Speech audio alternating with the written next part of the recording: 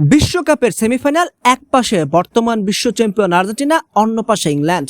শুরু থেকে শেষ পর্যন্ত উত্তেজনায় ভরপুর এই ম্যাচে শেষ হাসিটা এসেছে আলবিসেলেস্তেরাই। শেষ কয়েক মিনিটের দুর্দান্ত প্রত্যাবর্তনে ফাইনালের টিকিট নিশ্চিত করেছে লিওনেল স্কালোনির দল। ম্যাচের প্রথমার্ধে দুই দলই বেশ কয়েকটি সুযোগ তৈরি করলেও গোলের দেখা মেলেনি।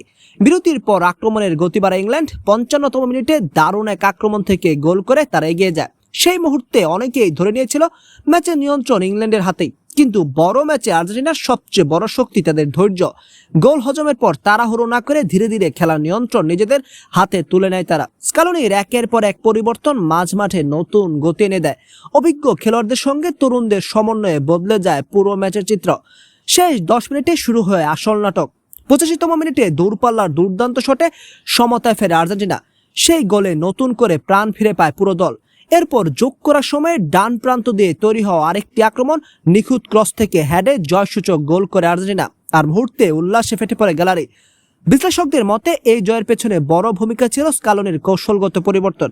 মাঝমাঠের দখল ফিরে পাওয়া, উইং ব্যবহার করা এবং শেষ সময় পর্যন্ত আক্রমণাত্মক মানসিকতা ধরে রাখা।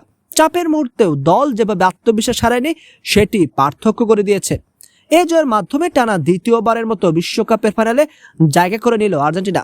এখন তাদের সামনে শেষ বাধা, আর পুরো ফুটবল বিশ্ব অপেক্ষায়। বিশ্বকাপের মুকুট কি আবারও উঠবে আকাশি সাদা শিবিরে, নাকি নতুন কোনো চ্যাম্পিয়নের জন্ম হবে?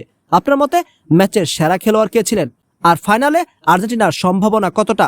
কমেন্টে জানাতে ভুলবেন না। সঙ্গে থাকার জন্য অসংখ্য ধন্যবাদ।